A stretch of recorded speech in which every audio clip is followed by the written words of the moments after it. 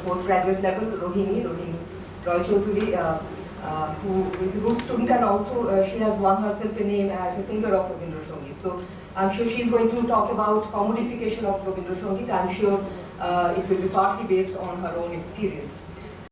Meanwhile, Rohini.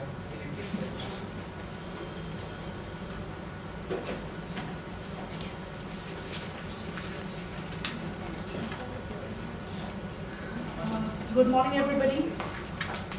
First, I would like to thank my department, the Department of History, Jadavpur University, and my professors, especially the head of our department, Professor Sudeshna Banerjee, Professor Maruna Murmu, Professor Himadri Banerjee, and our Honorable Chair, Professor Anuradha Rai, for giving me the chance to present a paper in this international seminar. I've written down my paper so that I don't waste time and fit in all my points. So I'll read it out. The title of my paper is Peddling Tradition, the Commodification of Rabindra Sangeet Then and Now.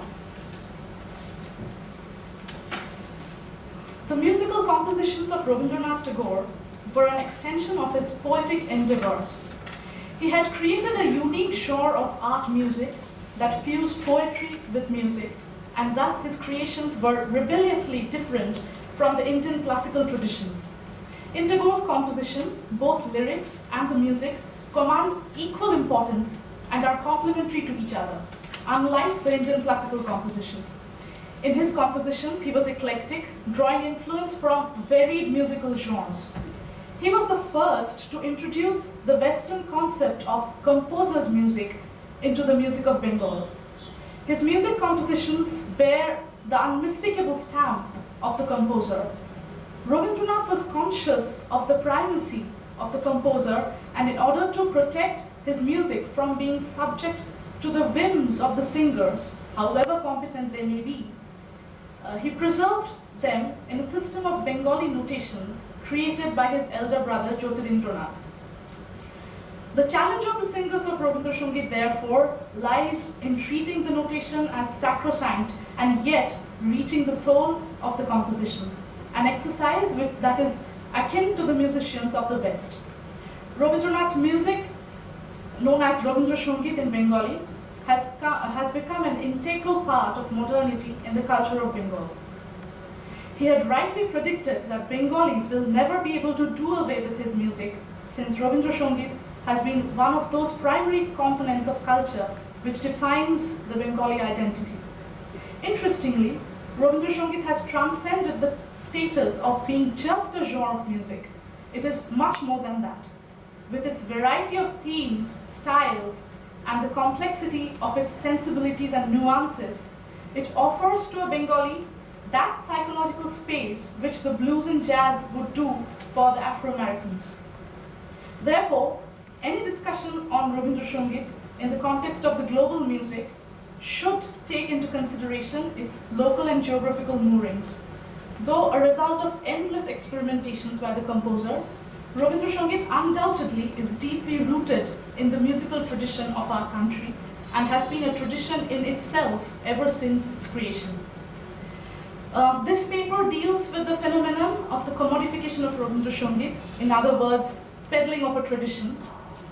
The term commodification is a relatively recent one, and its concept has been much in vogue in the globalized world, which has witnessed the development of a new form of economy characterized by the elimination of trade barriers, leading to the free flow of capital and commodities throughout the world. The words commodity and commodification require some elaboration. For some scholars, commodities are simply objects of economic value. Others prefer a narrower definition, confining the meaning of commodities to products that are exchangeable. Some would restrict the definition further to products that are exchanged within a particular mode of production.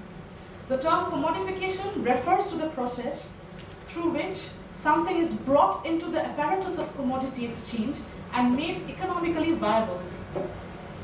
In this context, we can refer to Marx's idea of commodification. According to Marx, commodification involves the conversion of use values into exchange values, often via monetary exchange. For example, when goods are produced specifically for the sale rather than for personal use. Ironically, the commodification of Rabindra Sangeet is closely related to the very process of its dissemination. In the case of Rabindra Sangeet, the process of dissemination has gone through a dramatic transformation since the lifetime of Tagore. This process can be divided into two streams. One was the dissemination for purely educational and archival purposes, which was carried out in Shantiniketan Ashram. The other was the process of dissemination by commercial means. The second stream of dissemination involves the process of commodification of Rabindra Sangeet, in which Rabindra Sangeet has been recorded, packaged, and marketed for a definite commercial purpose, rather than learned, sung, or recorded for personal hearing and archiving. Rabindra Sangeet has been appreciated by connoisseurs and laymen for artistic reasons, as well as for psychological and spiritual purposes. Yet, the Bengali-speaking world has been quite comfortable with the idea of commodifying something that satisfies its psychological, spiritual, intellectual, and aesthetic requirements. This paper also tries to study the dynamics of the art form with the rapid change in the technology of the audio-video industry. Living in the globalized world of the MNCs, the world that is quite familiar with the terms like mergers, diversification, I would like to narrate the story of an entrepreneur of the late 19th and the early 20th century Kolkata, who gained a lot of success by diversifying his business. Hemendra Mohan Bose, better known as H. Bose, apart from owning a press, was also a successful manufacturer of bicycles, motor cars, and a very popular brand of Indian perfume, Kuntolin. He further diversified his business by introducing his own recording company, a comparatively unexplored field of business. He began his recording ventures with the recordings of Rabindranath's songs in Rabindranath's own voice. This was a unique venture for his time when the technology was rudimentary. With his initiative, for the first time the recording machine monograph was brought to Bengal and Rabindranath's songs were recorded in the wax-made cylinder records. During 1905 and 1906, when the anti-partition and Swadeshi movement was at its peak in Bengal, Rabindranath started recording the patriotic songs which he was tirelessly composing specifically for the purpose of being sung in the public meetings and processions. Apart from his own compositions, Rabindranath also recorded Bande Mataram. These songs became very popular, and for the first time these records were sold as H. Bose's records. Significantly, we find a very well-thought market strategy behind H. Bose's recording ventures. During the anti-partition movement, Rabindranath emerged as an iconic public figure who almost sang Bengal to nationhood. The immense popularity of his songs led H. Bose to consider their commercial viability and to take up the recording venture. In a way, Rabindranath's public image was subtly exploited in order to gain commercial success. In this context, I would like to refer to an advertisement that was published on 16 February 1906 in the daily, The Bengali. New model phonograph, this is the advertisement that I'm reading out. New model phonograph with H. Bose's records, and you will know what a talking machine can do. H. Bose's records are very loud, very clear, and very natural. They reproduce the human voice in its perfection. No hissing, no screeching, no metallic or foreign sound, and you don't change the needle every time. When you hear H. Bose's records, you no longer hear a machine, but the singer himself appears to be singing before you. We have much pleasure in informing the public that highly respectable gentlemen like Babu Rabindranath Tagore, Vijendra Lal Rai, and Shweta Bhushan Gupta have very kindly allowed us to record their voices, and this is a privilege which has not been conferred upon anyone else. Thus, it can be said that H. Bose was one of the pioneers in beginning the process of commodification of Rabindra Sangeet, and interestingly, the process had not only started very much during Rabindranath's lifetime, but also with his direct involvement. We find the mention of another recording of the song Oi Bhubana Mono Mohini, sung by PC Bose, published by Nicole Records in an advertisement in the daily The Bengali in 1905. Although we do not get any further information about the singer, this recording was probably the first recorded Rabindra Sangeet. During this period, Rabindranath's songs were being non-commercially disseminated among the students of Shantiniketan Ashram, but the parallel process of dissemination for a definite commercial purpose had already started in the city of Calcutta with H. Bose's records. The popularity and success of these records are evident from the huge list of agents of H. Bose's records and the fact that these records were also sold from stores in Dhaka, Gorakhpur, Bihar, Moymonsingo, Guwahati, apart from the Talking Machine Hall and the Dwarkin and Sons at Calcutta. Unfortunately, these cylinders could not be preserved, so they are lost to posterity. Even after the cylinder records were replaced by disc records in 1908, H. Bose continued his business by collaborating with the French Pathé company. This shift was highly publicized in the print media, and records were published as Pathé H. Bose's records. Rabindra Sangeet still remained one of the essential recording materials. Apart from Rabindranath himself, 4 other artists recorded Rabindra Sangeet.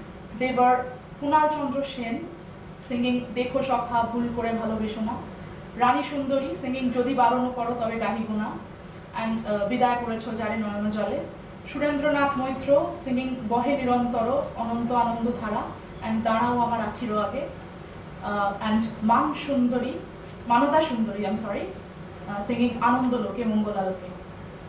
Other prominent singers who recorded Rabindra Sangeet during the early 1900s were Amala Devi, Radhika Prasad Goswami, and Harendranath Dotto.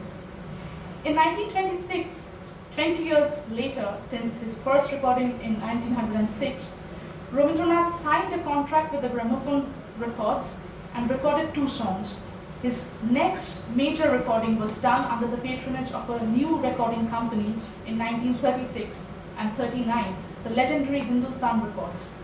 A new generation of artists were launched by Hindustan Company, among whom the most prominent was Konor Das, who recorded 30 Rabindra Sangeets.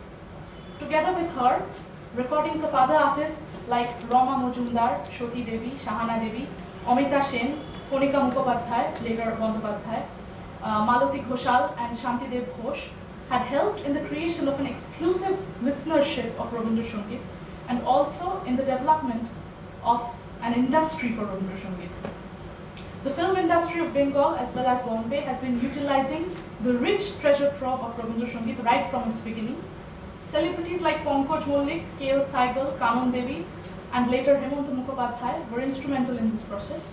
Filmmakers like Hrithik Ghatak and Satyajit Ray too utilized Rabindra Sangeet with great effect in their films. Often some singers have deviated from the original tunes and lyrics of the songs. In order to stop these deviations and preserve the original compositions of Rabindranath, the Vishwabharati Music Board was established, which would scrutinize each recording before its publication. In the mid-40s, after Rabindranath passed away, initiatives were taken to institutionalize the learning of Rabindra Sangeet in Calcutta, and the music schools like Gitobitan and Dokkhini were established. Outside Shantiniketan Ashram, these institutions were functional in teaching Rabindranath's compositions, following the notations authenticated by the Vishwabharati Music Board. A new phase of dissemination of Rabindra Sangeet began in 1961, the birth centenary year of Rabindranath, with regular slots of Rabindra Sangeet in All India Radio and the emergence of the new music companies like HMV. There was a boom in the market of Rabindra Sangeet. Prominent singers like Konika Bandyopadhyay, Suchitra Mitra, Devobrata Bishwas, Hemanta Mukhopadhyay achieved a celebrity status hitherto unknown to the singers of Rabindra Sangeet. Rabindra Sangeet was carefully packaged with glossy photographs of the artists in the record covers. The images of the artists were carefully created in order to make a visual impression on the listeners. Rabindra Sangeet became widely available to the middle-class Bengalis. This process was facilitated by the technological developments in the recording industry. Okay, that makes it a little difficult. I'll try. The late 1960s witnessed the gradual transition from the crude 78 RPM records to SP, EP, and finally the LP records in the 1970s. With each development, the recording quality improved and the listeners were introduced to the sophisticated high-fidelity soundscape and the new stereophonic recordings. These phenomena added glamour to the Rabindra Sangeet, which by now has become a highly commercially viable art form and almost a career option. The music school started earning greater revenues as interestingly people started learning Rabindra Sangeet seriously and often with a definite plan to launch a career. In 1975, Doordarshan Kendra Kolkata was established. With the coming of the visual media, the listeners of Rabindra Sangeet were converted into viewers. The singers were now visible to the listeners through television. This had an immense impact on the imagination of the mass as well as on the Rabindra Sangeet industry. The final phase of commodification began with the process of globalization. This phase has witnessed the expansion of the Bengali music industry from the local to the translocal and the rise of the large conglomerates which started regulating and controlling the market. By the end of the 20th century, we find HMV dissolves into Saregama, and the market today is flooded by a number of multinational companies like Sony or Times. These corporate giants not only run the markets for music, but also have a clear agenda to determine what kind of music is to be produced and distributed and to where, thus pushing an idea of culture onto the mass and setting the standards of the globalized music or world music. Music now has to match the so-called global standards in order to be marketable, and these companies have shown interest in a certain kind of local music which would earn immediate revenues. This leap from national to transnational, from local to global, has been facilitated by the development of the electronic media. Soon viewers have the choice of more than 100 channels in their television, thus exposed to the variety of audio and video throughout the world. The emphasis on the visuals led to the production of music videos.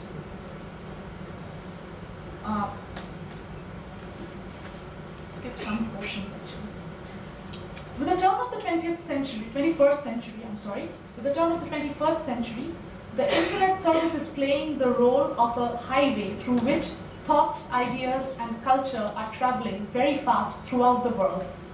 It has helped in the democratization of information, ideas, and even music. Today, anybody with a handycam can record a music video and broadcast it in the net, and there is virtually no process of monitoring the quality of the music that is being aired. These complex phenomena have coincided with the lifting of the control of Vishwa Bharati Music Board after the expiry of its copyright in the year 2001 on all the works and compositions of Rabindranath. This was a significant event in the history of commodification of Rabindra Sangeet. With the removal of the copyright, Rabindra Sangeet was thrown into the free market, open to all kinds of experimentations and even distortions, turning it into a more trendy, attractive, and commercially viable commodity. There is an increasing effort to raise Rabindra Sangeet to the status of world music by rearranging its accompaniment with Western instruments like guitar and drums, conforming to the standards of and styles of populist Western songs. The soundscape of Rabindra Sangeet is often being westernized, and the homogenization process is at work very subtly when the indigenous elements and instruments of Bengal are being rejected. Even singers deliberately distort and anglicize the pronunciation of the Bengali lyrics. Since the production of both audio and video industry is directly related to the financial control of powerful sponsors, the media, which are also controlled by them, very subtly legitimize the musical aberrations and make them slowly but steadily acceptable to the gullible lay audience. The history of the commodification of Rabindra Sangeet has passed through three distinct stages. The first stage had begun during the lifetime of Rabindranath, directly involving him into the process. The second stage began after Rabindranath's death and continued till the lifting of the copyright of the Vishwa Bharati Music Board. Significantly, during these two stages, Rabindra Sangeet was relatively free from distortions in the name of experimentations. In the final stage of commodification in the globalized world, Rabindra Sangeet has been subject to the politics of homogenization. In the guise of making the sound of Rabindra Sangeet more contemporary, it is being peddled in a more diluted form, deliberately ripping the tradition off its geographical context. In the last 15 years, the indigenous musical forms of South America and Africa have been totally obliterated by the overarching flood of the so-called world music. Technology has acted as a catalyst in this complex process. Today, the audience is undoubtedly left with immense choice and is suitably confused. However, ultimately, the onus of preserving a tradition like Rabindra Sangeet lies with them, because in a free market economy, they are the consumers who regulate the popularity chart of the top 10 numbers. Thank you. Thank you for a very good speaker and also for keeping to the time. Now the last speaker, Chandade. I hope the laptop has been set up.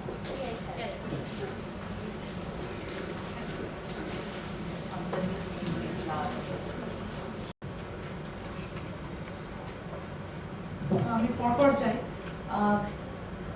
First of all, pre copyright ডিস্কগুলোর archival value হিসেবে আছে কিনা সে ব্যাপারে আমি যেটা বলতে চাই সেটা হচ্ছে যে শুধু প্রি কপিরাইট ডিস্ক নয়, মানে প্রথম থেকে আজ অব্দি যা যা রেকর্ডিংস হয়েছে সব কিছুরই আর্কাইভাল ভ্যালু আছে, because that traces the history of the way record has been performed through ages. তো নিশ্চয়ই আর্কাইভাল ভ্যালু আছে, সেটা কেউ অস্বীকার করতে পারে না। আর আপনার আনসার হিসেবে যেটা আমি বলতে চাই যে নিশ্চয়ই পুরোনো ডিস্কগুলো, ইনফ্যাক্ট হিন্দুস্তান রেকর্ডস, তাদের সাথে আমি অনেক কাজ করার আমার সৌভাগ্য হয়েছে, তারা পুরোনো রেকর্ডগুলো দেবব্রত বিশ্বাসের, তারপরে অনেকেরই পুরোনো রেকর্ডিংসগুলোকে ডিজিটাইজড করছে, করে আবার নতুন করে মার্কেট করছে, কারণ এখনো Rabindrasangeet is the best seller. Rabindrasangeet কিন্তু এখনো tops the chart of Bangla music. আর আপনার উত্তর হিসেবে আমি বলতে চাই যে হ্যাঁ, নিশ্চয়ই বাক বেথোভেন কোনো ইনস্টিটিউশনের সম্পত্তি হয়নি হয়তো। এক্ষেত্রে আমি একদম আমার পার্সোনাল মতামত দিচ্ছি, এটাতে নিশ্চয়ই আপনাদের সবার থাকতেই পারে, বক্তব্য থাকতেই পারে। হয়তো আমি বলবো সেক্ষেত্রে আমাদের এখানে সেটা করতে হয়েছে, তার কারণ আমাদের এখানকার লোকজন হয়তো কম্পোজার্স মিউজিকের ব্যাপারে অতটা কি বলবো সচেতন নয়। আর যেটা উনি বললেন, ওনার সাথে আমি একদমই পুরোপুরি সহমত, যে আর যেটা আপনি বলছিলেন যে বেথোভেনের অনেক সিম্ফনি রিইন্টারপ্রেট করা হয়েছে, আমি সবারটা একসাথে একটু একসাথেই বলছি, রিইন্টারপ্রেট করা হয়েছে, everything is fine, reinterpretation is absolutely fine, but I have pointed out something in my paper যে since it's a composer's music, the basic notation, basic কাঠামো সুরের should be what Rabindranath has composed. তার উপরে আমরা কোনো খোদকারি হয়তো করতে পারি না। Experimentation can be done on the accompaniment. Experimentation can be done on the interpretation as to how you relate to the song, how it comes to you. কিন্তু গানের সুর পাল্টাবার বা তাল পাল্টাবার কোনো প্রয়োজন আছে বলে আমি মনে করি না। তাহলে হয়তো যদি সেটাই করতে হয়, তাহলে উনি বললেন যে তাহলে নিজে একটা কমপ্লিটলি অন্য গান লিখে গাও। রবীন্দ্রনাথের গানের সুর তাল পাল্টাবার কোনো প্রয়োজন হয় না বোধহয় এক্সপেরিমেন্ট করার জন্য। আর সুদেশনা ম্যামের ইয়েটা ডেফিনেটলি আমি জানতাম যে আমি এখানে হয়তো একটু ছোট্ট করে না, আই নো, বিকজ আমি হাইব্রিডাইজেশন, গ্লোবালাইজেশন, এই সবকটা প্রসেস সম্বন্ধেই আমি conscious about that, but just আমার পেপারে হয়তো আমি আঁকাতে পারবো না বলে অত ইলাবরেট করতে পারিনি, কারণ আমি দেখছিলাম যে লিখেই চলেছি আর শেষ করতে পারছি না। Definitely, I will definitely look into that. I will try to sensitize my. You are extremely capable to be able to do it. Thank you. Thank you so much. Well, I congratulate all the speakers. I'm glad that we have had a very enlivening discussion, and yet we are being into fiction time. And I have very. Oh, sorry. There was one question for Chandade. Is there any question for Chandade? Oh, I think I missed something. Just a second. I think I missed something. I missed your point. Subalternize করা যায় কিনা? Subaltern. Without some radical subversion. Subversion.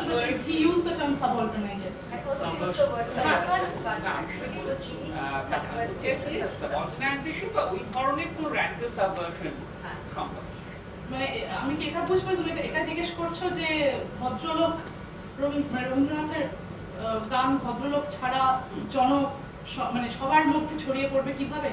না, আমি কি মানে circulation নিয়ে বলছি, circulation তো হ্যাঁ আমি বুঝতে পারছি। সার্কুলেশন নিয়ে বলছি। আচ্ছা, আমি বলছি যে মানে রবীন্দ্রসঙ্গীতের কোনো মানে কনসিয়াসলি মানে পলিটিক্যালি কনসিয়াস বা র্যাডিক্যাল কোনো ধরনের সাবভার্সন রবীন্দ্রসঙ্গীতের মধ্যে দিয়ে করা যায়, এটি আমার সৃষ্টি করা যায় কিনা, ওয়েল র্যাডিক্যাল সাবভার্সন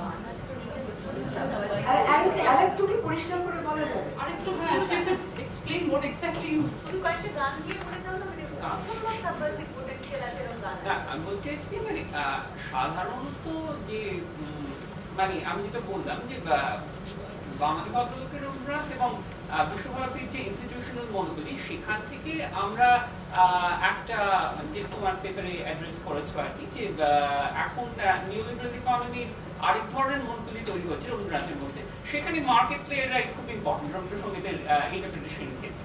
তো আমি বলতে চাইছি যে অন্য কোনো ধরনের র্যাডিক্যাল সাবভার্সন সেইটা রবীন্দ্রসঙ্গীতে করা সম্ভব কিনা, যেখানে আর কি এই ধরনের কোনো ইনস্টিটিউশন ওরিয়েন্টেড বা মার্কেট ওরিয়েন্টেড এক্সপেরিমেন্টের বাইরে এটা ছাড়া অন্য কোনো র্যাডিক্যাল প্রসেস সম্ভব। করা হয়তো সম্ভব, কিন্তু এখন এতটাই কমোডিফিকেশনের প্রসেসটা ইন্টেন্সিফাইড হয়ে গেছে যে এখানে যাই করছি সেটাই কমোডিটি হয়ে যাচ্ছে। When even I'm a part of this process, being a singer, I also sell Rabindranath in some way or the other. I cannot deny that. Right? So I don't know. I have to have to